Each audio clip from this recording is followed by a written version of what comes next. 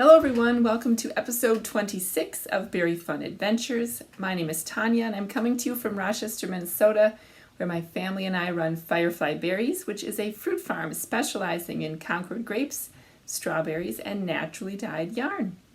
So thanks so much for coming back if you are a returning viewer, and thanks for checking out the podcast if you are new to the channel. It is great to have you here. So today is a cold fall Minnesota day. I think it's only like 42 degrees outside, but it is also very sunny. So I'm actually sitting, my surroundings you'll notice are different. You can see my husband smiling in the picture in the background. I am in our office slash guest room slash work area, and this is my new desk that I set up, and it isn't the tidiest right now, but it is the brightest. I love this room. It is south facing, so it has two windows, one on the east side, one on the south, and has beautiful natural light. And it is so nice to sit in here when it is a sunny day, especially in winter when everything feels kind of cold and dreary. So although we're not into winter yet, it sort of feels like it today. But I have done a lot of making, both knitting and crocheting, since I came to you last. So I have a little notebook with all my notes so that I won't forget anything. And I think we're just going to get right into it. But before I start in on the projects, I just wanted to share what I'm wearing. This is a fun knitting related shirt. And it is part of the, I think she calls it the Definition collection. It's a collection of knitting and crochet related words that Natalie from Knitty Natty has on her Spreadshirt website, and they are super fun. I got several of them. I got a couple sweatshirts and a couple t-shirt, long sleeve shirt sort of things, but they're just kind of fun to add to your wardrobe, and the quality is very nice. So I will link her shop below. I think that, I don't remember the exact date, but I want to say that the collection is available through like October 26th or something. I will look it up and I'll post it down below for you in case you need some new knitty apparel or crochet apparel, because she does have a few crochet related words as well. So that's what I'm wearing. What I have finished, I have actually finished quite a bit. I think it's been maybe three and a half weeks since I've come to you last. But the first big project I finished is my Love Note sweater. The pattern is by Tin Can Knits, very well-known pattern. I'm going to hold it up for a second here.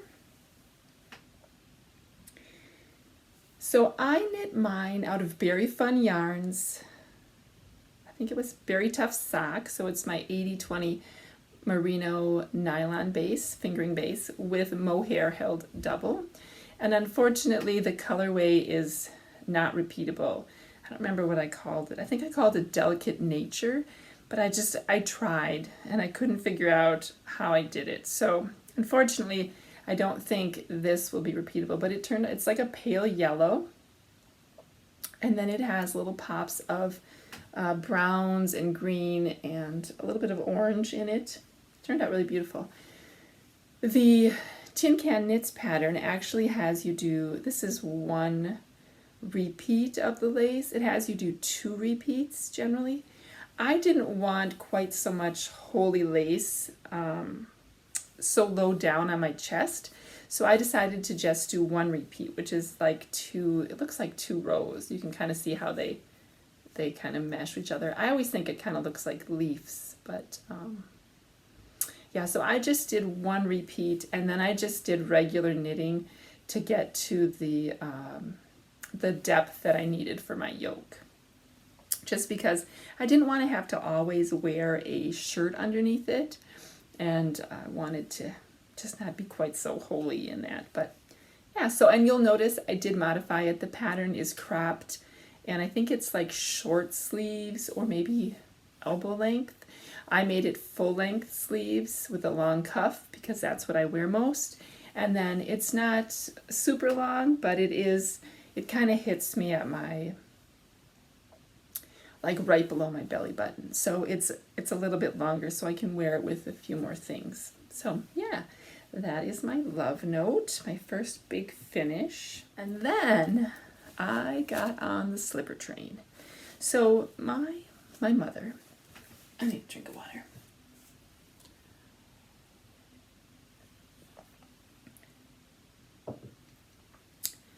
My mother really loves slippers, hand knit slippers, and she is a crocheter but not a knitter, and she mostly crochets blankets. So I think I haven't looked at patterns, but I think you could crochet slippers quite easily too. Anyway, every year she has a birthday, December 16th, and then Christmas. So every year for either for her birthday or for Christmas, I give her a pair of slippers. So I was looking for a different pattern this year, and I came across this one. It is called I wrote it down, the Cloud Slippers by Adrienne Sullivan. It is a free pattern on Ravelry. Super fast, addicting knit. So it comes in multiple sizes. And I think it was like women's size 5 to 7, then like 8 to 10. And then it also had some men's sizes. Well, I don't know if I'm going to give the ones I made yet to my mom, but I had so much fun making them that I decided they were going to be my gift to give this Christmas. So I made, they are made out of Lion brand woolies, thick and quick. I have one of the skeins with me here. My needles are falling all over. So it's a nice, thick, bulky weight yarn. I think it's labeled as super bulky, so that's even bigger. And it recommends a size 13 needle, but I am a loose knitter, so I generally go down 2 sizes, so I'm doing it on a size 11, which is still a very big needle for me. So the first pair I made, when I tried it out, I had a big, huge skein of this. I think it's called Gray Marble of of Thick and Quick in my stash. So I made those first, and it's a very nice neutral color. You see? It's called Gray Marble, sort of like grays and brown, kind of tweedy bits in it. And the slippers, aren't they cute? They're so cute, and they're fun to make. So this is the first pair I made, which was, I wasn't quite sure what size. I have a couple people in mind for these slippers, so a little slipper pause. So I know that somebody will wear them, but I made my mom is like a size 7.5, 8. And when it comes to slippers, I always feel like smaller is better because they stretch, and you don't want them so big that they kind of fall off your feet. They need to kind of be snug to your feet like socks. So I was pretty sure I needed to make her the 5 to 7 size, but I made the 8 to 10 size first, figuring I have big feet, so if anything else, I could wear them. So this was the first pair I made in Gray Marble, and actually these are going to go, my 17-year-old son has claimed these. They're for him. We have an unfinished basement, but it has like a couch and sort of like an area where you can go and hang out, but it has cement floor that's kind of cold. So he's going to wear these when he goes down there. So that was the first pair I made. And then I made a second pair that was smaller. This is the small size. So let's see if I can show you the difference in the sizes here. Not sure if it'll come up. Oh yeah, you can see it's quite a bit smaller. But again, they stretch, so it's pretty forgiving. But the pattern is actually knit flat, and then you start, I don't have one started at the moment, but you kind of start on this side and you go up to the, where your foot goes in. You cast off some needles here, you keep going over the top, then you cast them back on, and then you go to the other side. So again, it's a free pattern, so I'm not giving away any secrets. And then you seam it down the front and down the bottom. So these, I think these are going to be a gift for someone I have in mind who really likes these neutral colors. So, and the difference between the big ones, the women's large and the women's small, as far as like how much yarn it takes, these took me around 100 to 110 grams, and these are taking me in the 85 to 90 grams. So not super huge, but also not, this ball of yarn has 170 grams in it, so I can get like 3 slippers out of it.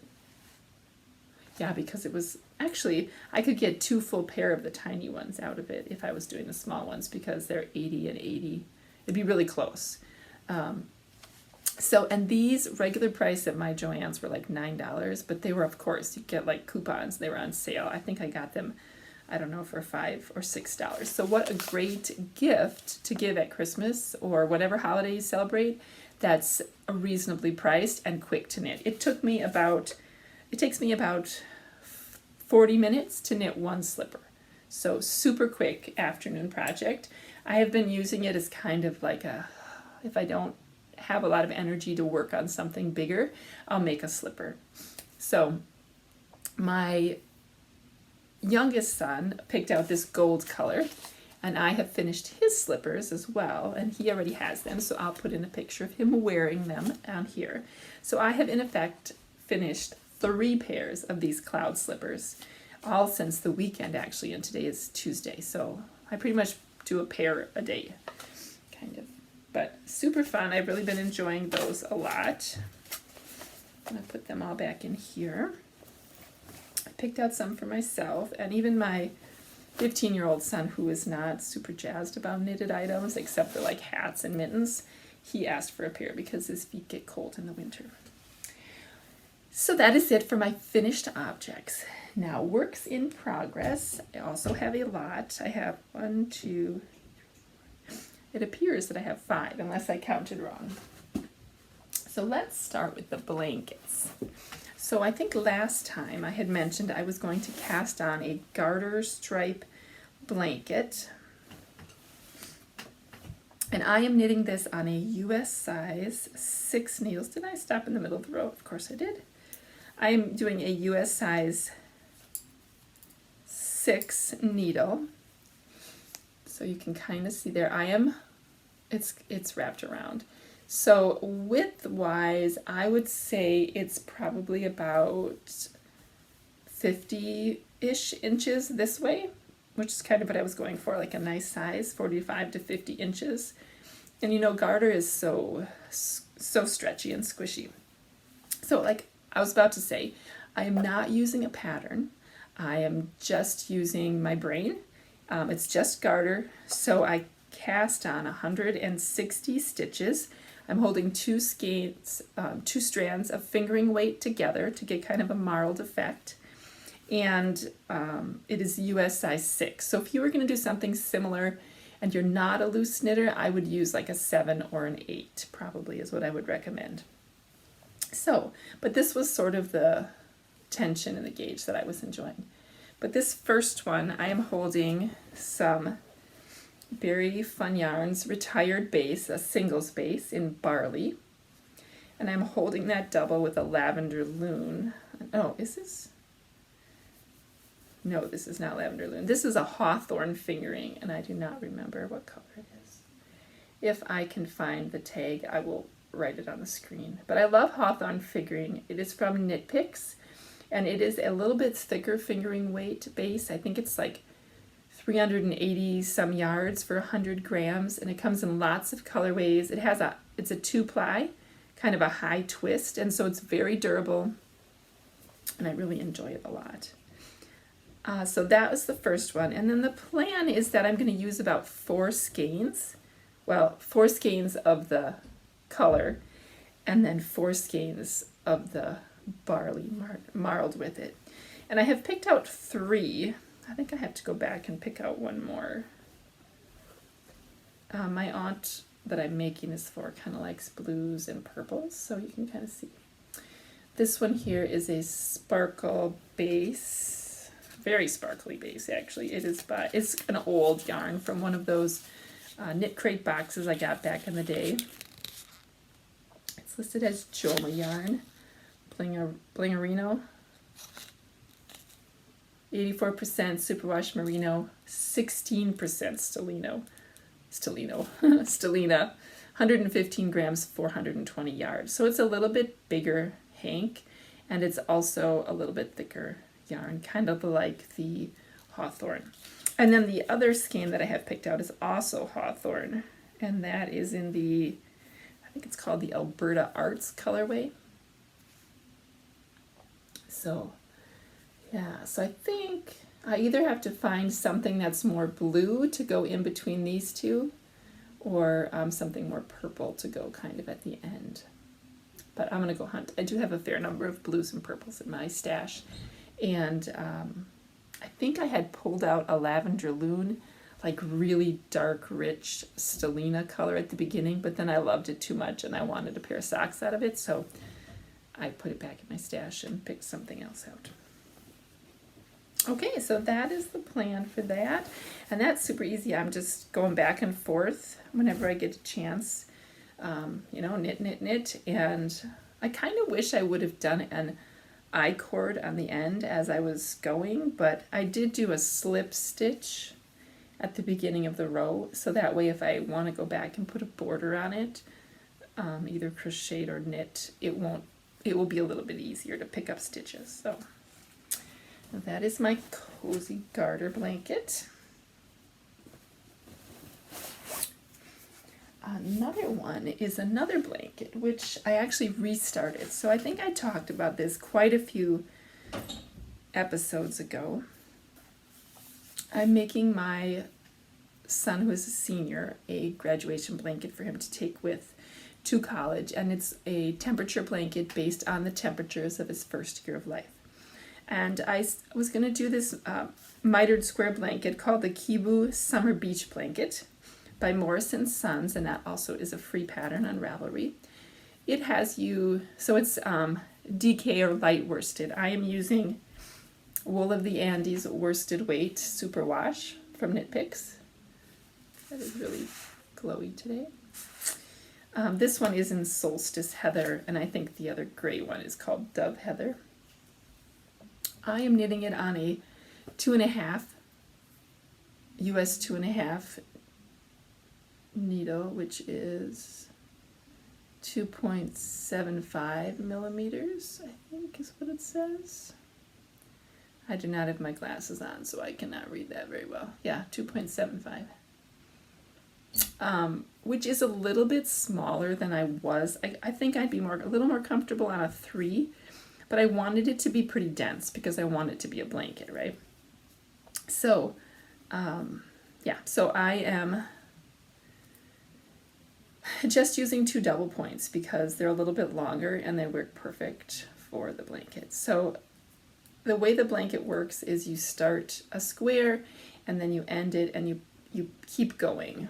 So if you turn, so if you are doing the same color in a row, you don't have to cut your yarn, you just keep going. So you do a whole row and then you do the next row. So it's done in rows. So I'm just gonna keep going like that. Well, anyway, the story here was that the pattern says to cast on 40 stitches total, so 20 your center marker and 20 more. And the patches that I was getting, the mitered squares, were a little bit large. They were more like 4x4, which I thought was kind of large because I wanted to get 365 little squares in, or at least close to it. So I switched. I went down a little bit on my needle size, and then I switched. Now I'm only doing 30 stitches, so 15 middle stitch 15, which is actually, I like it a lot better because number one, it goes a little faster as you finish it, but then the squares will be smaller as we go along. So the point here of all this yabbering is that I ripped out, well, I actually didn't rip it out yet, I just set it aside. I had like 4 or 5 squares done before, and I restarted it. So these are all 2.5 new squares I've done since I've come to you last. So I do think I like it now, and I'm going to continue to go with this size, and hopefully I'll have more progress next time because time is passing and he's going to graduate in May, I guess, although we homeschool, so we don't really have like a graduation date. But yeah, so okay, so that's the blanket. Let's go on to the cowl. So same child. I'm doing a lot of knitting for other people right now. I realize there's only one thing I'm making right now that is for me.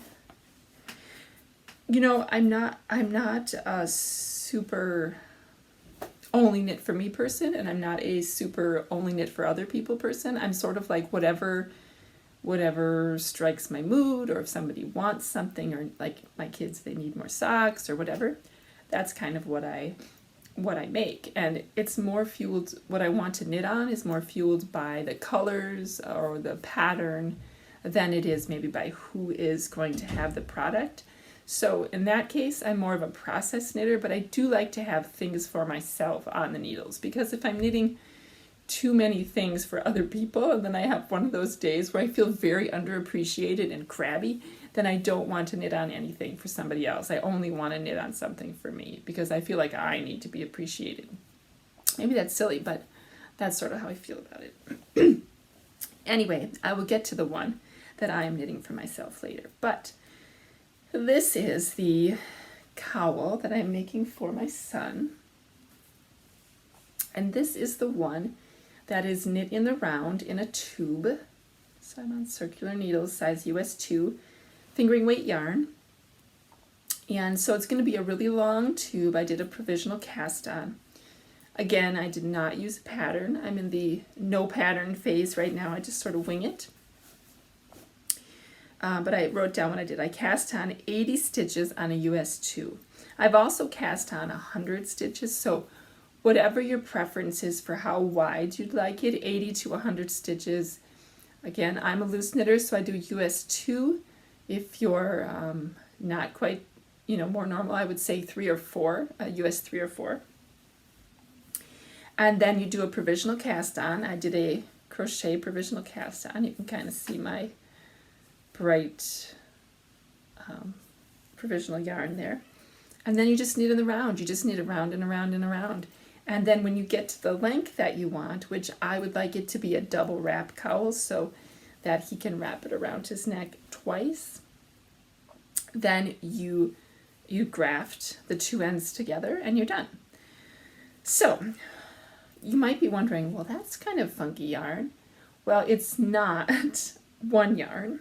For those of you who are new, it is 3 yarns. He picked this out. He has kind of a bright hat, so he tried to pick some colors that went with it that were in my stash.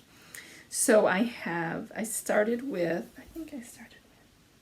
this one. It's a very fun speckly yarn, and that is my, let's see here, this one. It's my Black Cat yarn, luxury sock, 70% merino, 20 cashmere, and 10 nylon. And that is in the David Bowie colorway. I think this is one from those boxes too. All of these are. I know one of them isn't. So that's the first section. I'm doing 15 rows of that color. Then I have an in-between color that I'm doing 5 rows, and then I'm doing 15 of the second color. So in between each of the 2 main colors, I'm doing 5 rows of the contrast color. And the contrast color is this one. It is a sock blank by, I do not know who it's by. Let's see if it's in here. Nope. This is from the box as well, and I think I had this problem last time I showed you. Anyway, it is a sock blank. I'll put the name on the screen when I find it. That is my in-between, and then the other main color is this very fun sock blank from Gail's Art with the fun vibrant colors and the sheep on it. So I am enjoying it mostly, although I'm really kind of more at this moment in the mood for I'm in the mood for larger needles for whatever reason. So this one on 2s, it is getting colder like I told you at the beginning, so I'm trying to do at least one of the main color sections and one of the, so 20 rows every day, so that eventually, it'll get done. So even though it's not something I super want to knit on, yeah, but it's turning out really pretty. I think it'll be really nice, and it'll be nice and warm and soft. So that's the bright, vibrant cowl for my son Ian. Then I'm working on a pair of socks that got a little bit of work for my son Lincoln.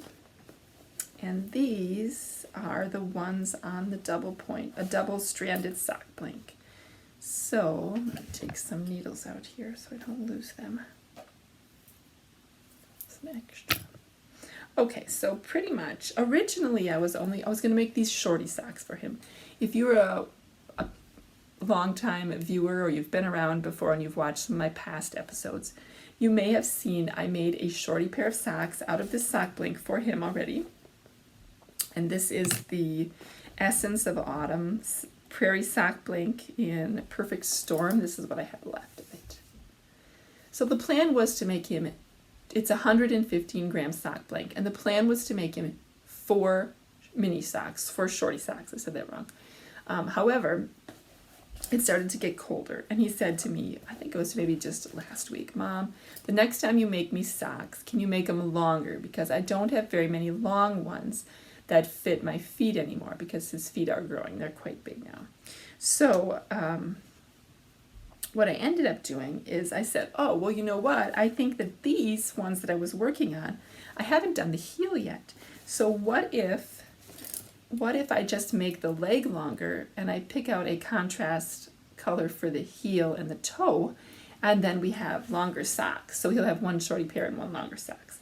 So that's what we're going to do, and the color I picked out is this. That'd be kind of fun. It's kind of a goldy yellow. I think it's dyed with marigold.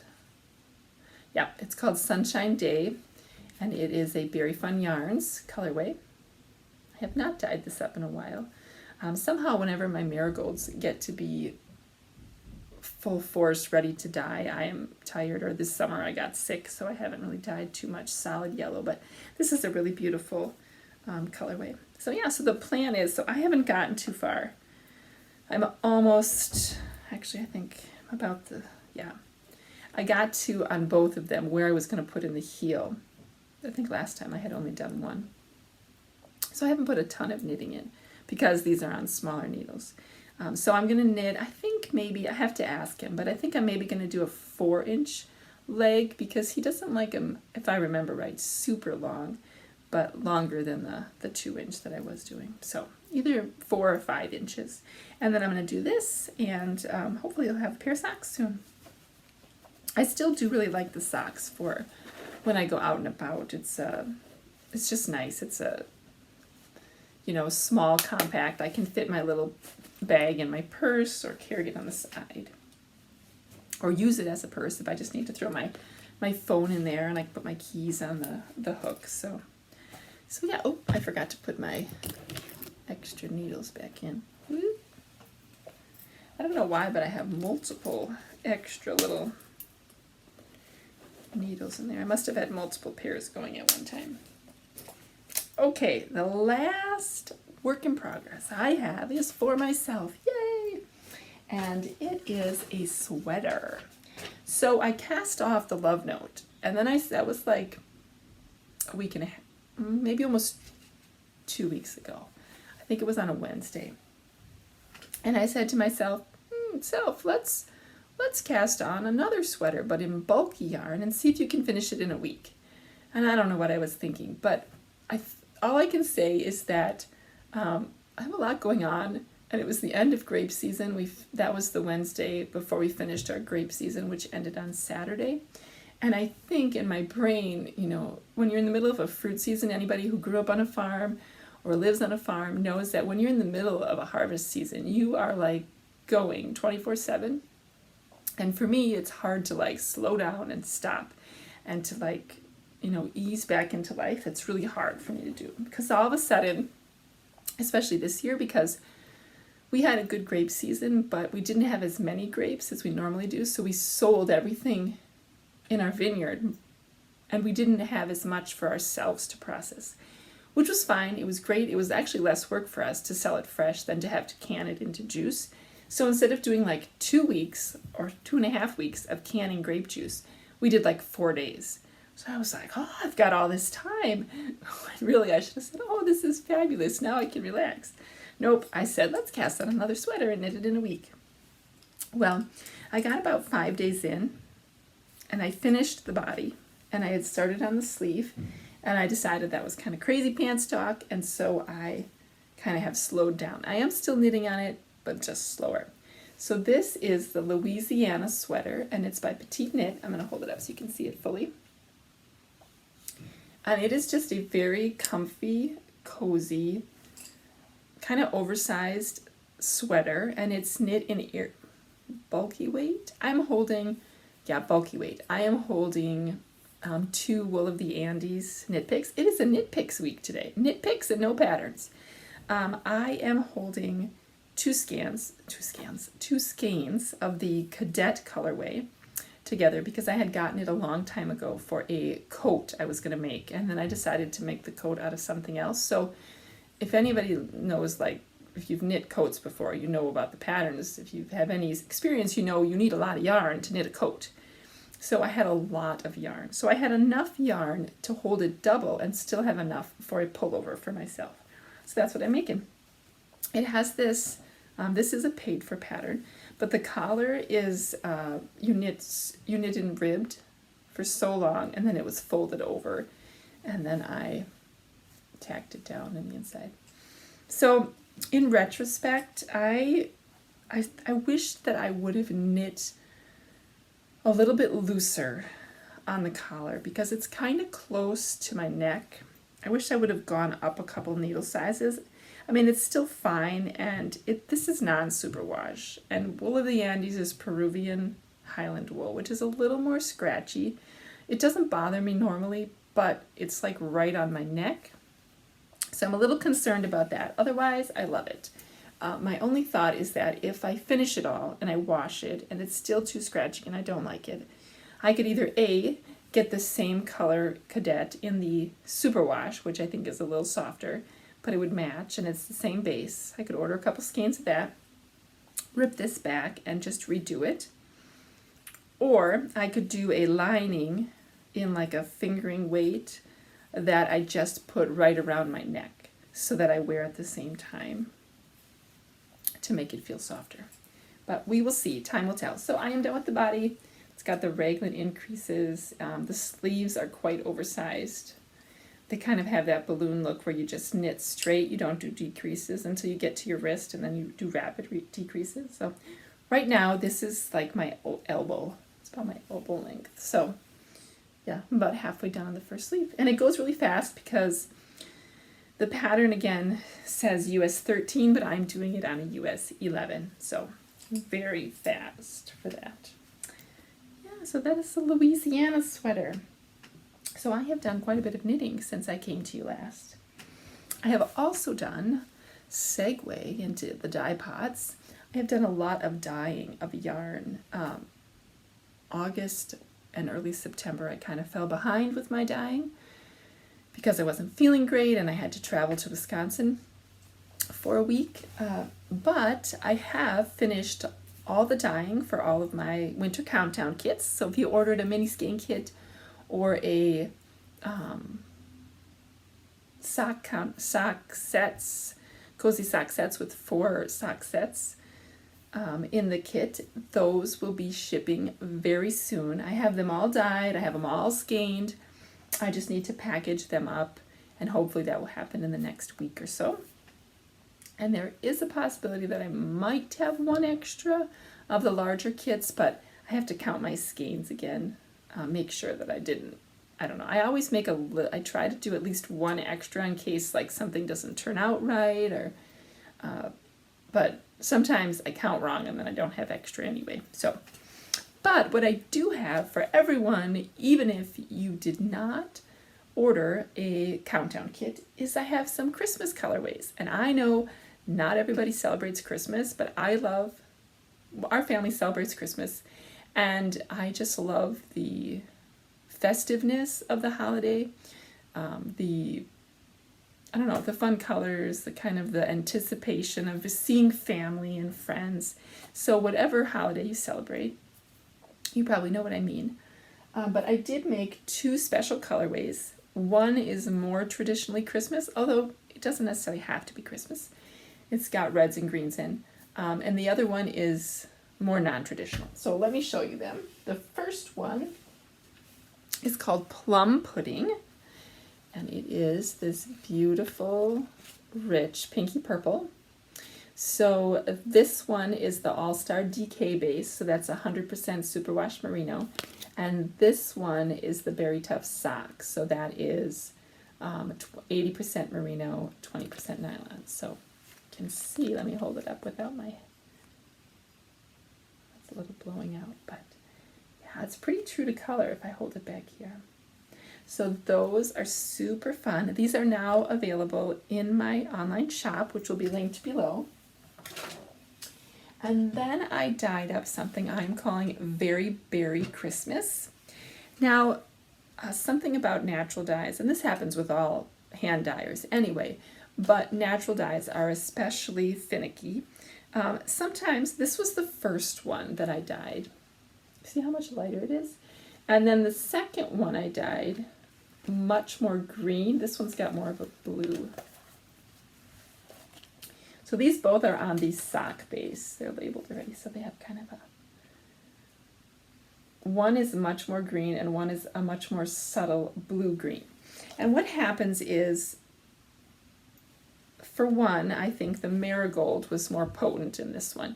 Marigold I combined with Saxon Blue Indigo, which is actually a liquid form of indigo you get in a little jar and you squeeze it out. And when the marigold is more potent, it's kind of more of like it can be like a neon yellow kind of color. It can come across that way. And so when I mix it with the Saxon Blue Indigo, which has more of a blue raspberry color, it can make it this, like on this base especially, this is the DK base. See how it is blowing out a tad bit, but it's a lot more vibrant than it is on the 80/20 base. It has the fun speckles in it.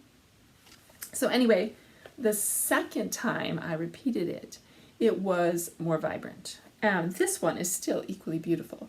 I also think when I use the liquid natural dyes, so there's a little bit of sediment that stays in the Saxon Blue on the bottom, and there's a little eyedropper. I'm telling you my trade secrets here. There's a little eyedropper that you use to squeeze it out. And I have a very technical recipe, not really, but I write down like half a cup of marigold dye that I've made from the flowers to, say, 8 drops of Saxon Blue. Well, sometimes when you're dropping it, there's a little bit of the sediment that gets stuck in the eyedropper, and then all of a sudden it goes and you get way more, and I have to estimate, that was about 3 drops, or that was about 4 drops. Well, this time I think that's what happened. So it has more of a blue tone, and this time it turned out more green. So both beautiful. These are listed in the shop as one of a kind, Very Berry Christmas, and then these are listed as the regular Very Berry Christmas. So there's some on DK, there's some on 80/20 fingering. There's also a few on Very Tough Sport, which is an 80/20 sport weight, 328 yards to 100 grams. So those are super fun. And then this is not, I have 2 more things to show you. This is a colorway that I came up with that didn't make the cut when I was doing my other kits that I was doing. I did them all. For those of you who don't know, the Winter Countdown kits I did this year were all based on indigo dyes. So every single skein that I dyed had indigo in it. This one, although it is beautiful, it was too similar to something else that I created, I think, or I just didn't like it. I don't want to give away too many secrets in case you're getting one of those kits, but this colorway I am calling Dolphin Tour, and it is so beautiful. It has kind of these yellowish brown undertones, an occasional spot where the Saxon Blue dye kind of splits. You get a few speckles in there, and then this really pretty kind of blue-green color. I was noticing, if you wanted to make something with 2, that it pairs fabulously with the one-of-a-kind Christmas, Very Berry Christmas colorway. So if that's something you'd like to make. But I think there's like 6 skeins of this in the shop. So that is that. And there are lots of other colorways that I have added into the shop. A lot of them are on the 80/20 fingering weight base. I've also put in all of my inventory right now, so if you're looking for colors and things, in the summer months when I go to the farmer's market, I have only half of my inventory online because half of it I take to the market every week, so I don't put them in both places. It just gets too hard to keep track of inventory that way. So if you're looking for something that you haven't seen in a while, it's in there. I will say, as far as the Christmas colorways, I will not be doing another dyeing of those. Not necessarily because I don't want to or I don't have the time, but because I don't have the dye stuff. So I mentioned that one of them has marigolds in it to make my green mix. And to make the marigold ones, I obviously have to have marigolds, and I did not get to freeze any of my marigold dye this year because I was so busy and not feeling well. And then we got to freeze this last week. So I just don't have any more marigold dye to make it. And the same with the plum pudding. That one I probably will make after the first of the year. I make that one a little sooner because that one does not require outside dyes. It requires more of my dyes that I purchase. So yeah. And then one last thing here. I do have a couple mini skein sets. These are just 4 20-gram minis. They include the Very Berry colorway and the, there's no plum pudding. This one's Very Berry. This one's called Cranberry. I will probably be bringing this back to the shop in larger skeins when I start dyeing again. I'm just taking a little break because I homeschool my kids. Some of you maybe didn't know that. I was a teacher before I was a farmer and a dyer. I was an English teacher, so I feel like I kind of need to I get behind on their curriculum and all that kind of stuff. So I'm catching up with that right now, but I hope to be dyeing some more of this in the very near future. And then we have a 1970s bathroom, which I love, which was an accident. And then I think this one is mint tea. So these are really super cute together. If you want to make a pair of like scrappy Christmas themed socks, 80 grams would certainly be enough. Or you could make, just add them to your scrappy project or your blanket. They're just kind of fun colors. So there's a couple sets of those in the shop. And then one final thing about the online store is that I have added a sale section, which has a lot of, all the skeins in that section are only $20, and they are either retired colorways or retired bases that I'm not currently dyeing on. So those are all available. If you are on my newsletter, email newsletter list, you will have received a little special bonus from now until October 23rd for a discount code you can use online. If you are not in my newsletter, I will leave a link below where you can sign up, and I will watch that. And if I see your name come through, I will send you that information right away so you can still get in on that special newsletter sale. I think, there was one more thing I wanted to chat about. This is getting to be kind of a chatty episode. And I was trying to make it quick because I have some appointments today and I just wanted to get it done. But I'm kind of chatty. So the one thing that I wanted to chat about just briefly is why I dye on the yarn bases that I dye on. So I often get people who ask me why I don't dye on non-superwash yarn solely, or why I don't have more non-superwash yarn. There is an assumption that because I use natural dyes, I will use only non-superwash yarns. Now, you'll see from my projects that I showed you today, I use both non-superwash and superwash yarns in my knitting. I like them both, and I think they both have a purpose in projects, whether you knit or crochet. Well, you know what? I think I said I crocheted something, and I didn't crochet anything today, so I apologize to all you crocheters if you were waiting for a crochet project. That is a tangent, but I thought I was working on my crochet blanket, but I haven't since last time. Anyway, back to whether you crochet or you knit, I think superwash and non-superwash are both great options, and it depends on the project that you're making and how you want it to look, how you want it to feel.